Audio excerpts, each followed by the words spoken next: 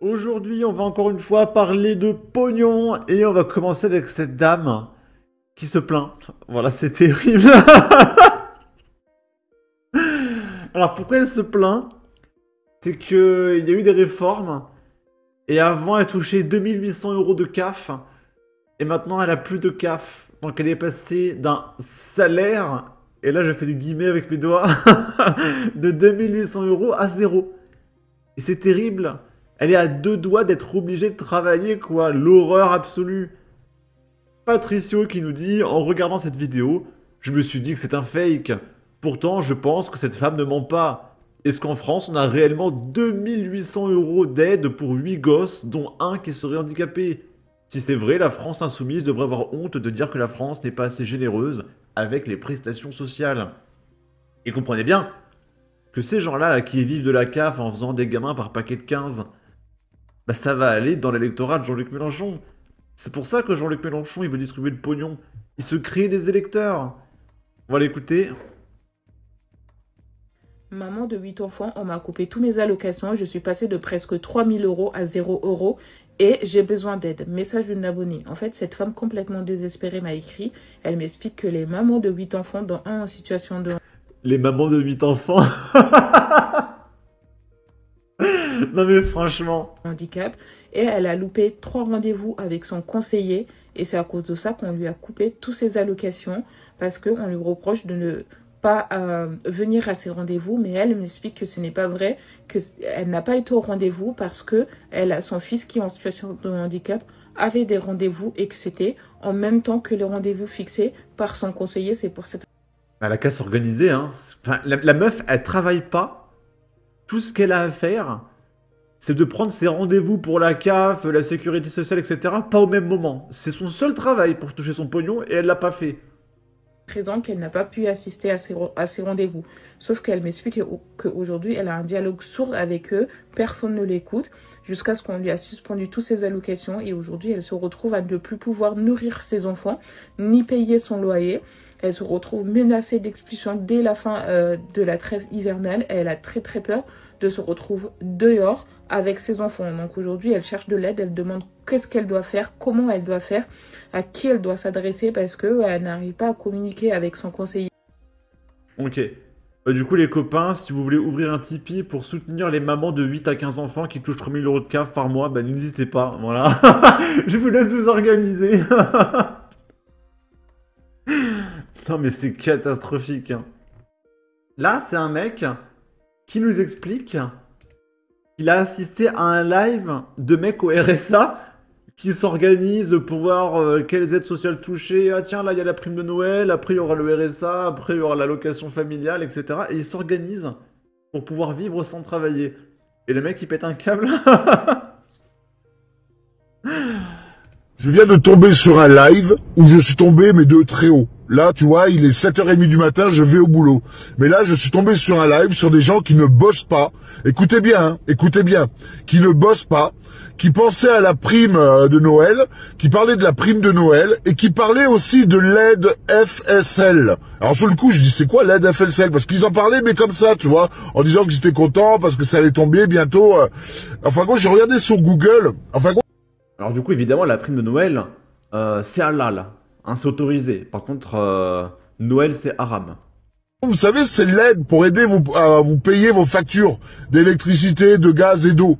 C'est une aide que toi, avec tes impôts, comme moi qui va sur mon chantier, là, en train de me casser le cul, on prend sur mes impôts pour donner à des gens qui ne peuvent pas payer leurs factures. Mais ça, au départ, c'était une bonne base. Sauf que là, ces gens-là... Mais ceux qui travaillent sont minoritaires en France. Donc, si tu donnes de la thune à ceux qui bossent pas, qui sont majoritaires en France, tu touches un plus gros électorat, il faut comprendre ça. Ça peut paraître surréaliste, mais c'est le cas. Sur le live, ils expliquent entre eux comment faire, c'est pour ça que je suis en colère, hein, comment faire pour bien vivre sans travailler. Donc là, ils ont la prime de Noël qui arrive, hein. Il y en a qui fêtaient pas Noël, hein. Il y en a qui étaient mousseline, fêtaient pas Noël. Il y en a qui étaient là, qui disaient oui, mais de toute façon, il y a l'aide FSL qui va tomber. Moi, c'est bon, je l'ai parce que j'ai le RSA. Il y a la là, il faut que j'aille voir le service social pour ça et ça. En fin de compte, on a des lives spécialisés pour vivre avec notre argent, avec nos Mais bien sûr! impôts.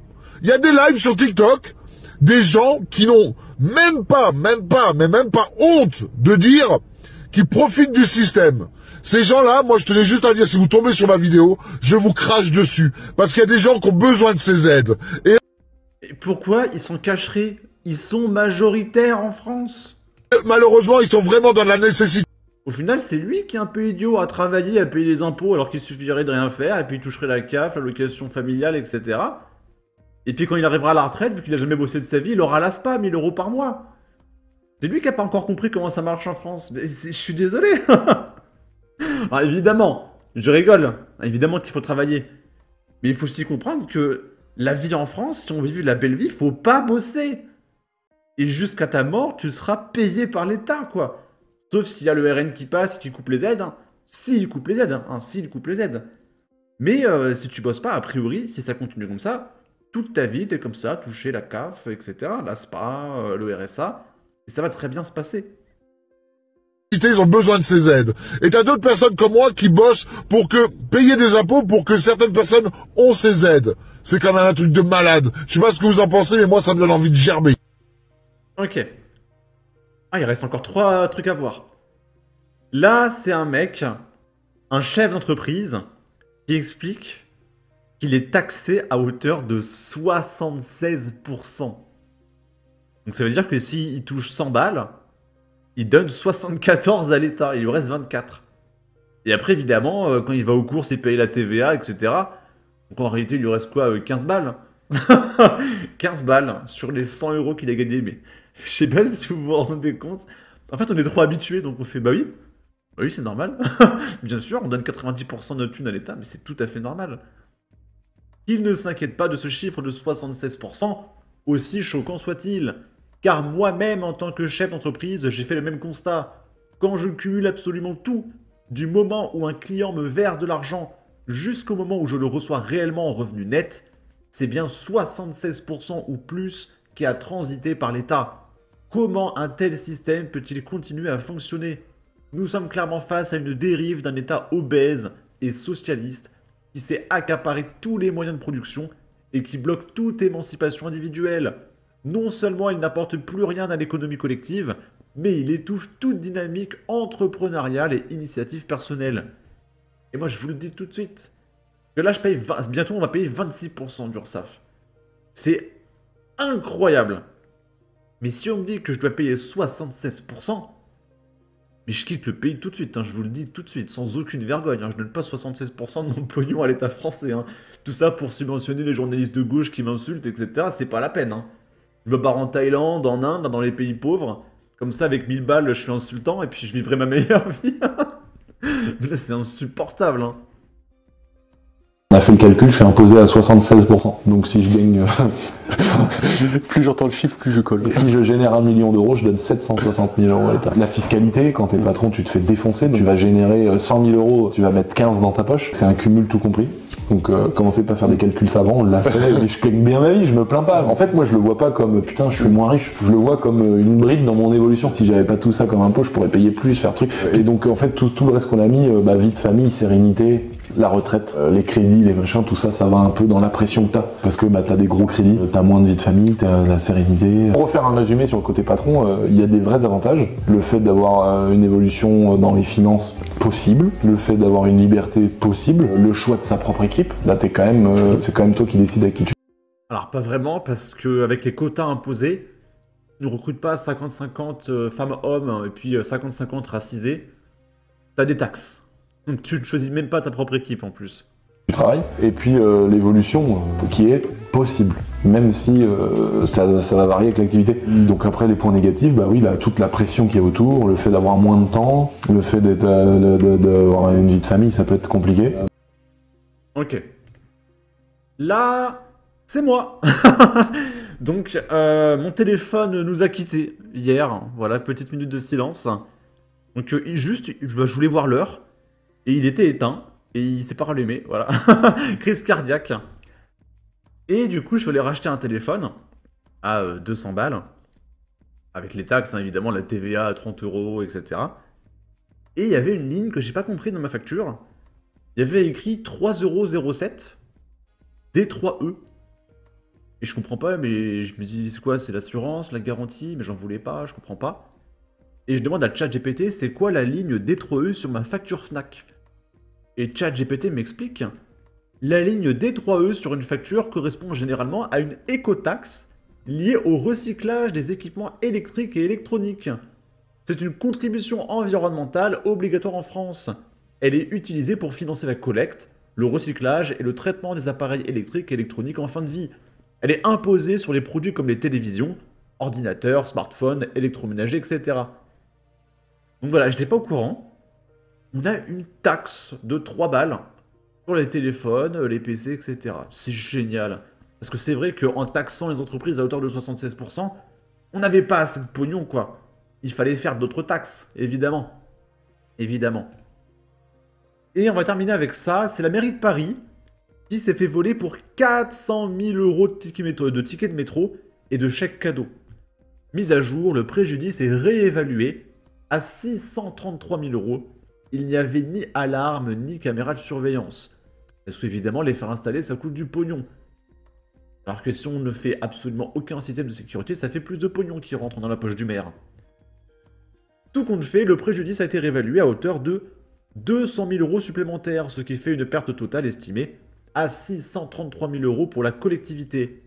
Les enquêteurs du 1er district de police judiciaire se chargent de mener les investigations et relèvent les premières traces et indices.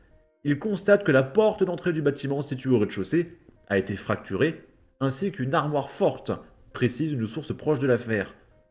Dans 2 bureaux ont été dérobés des dizaines de cartons contenant chacun 20 000 tickets de métro RATP ainsi que 300 chèques cadeaux d'une valeur de 33 000 €.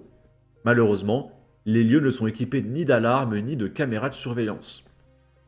Donc, première possibilité, c'est la mairie qui les a chopés et ils font « Eh, on nous a volés !» alors que c'est eux qui les ont.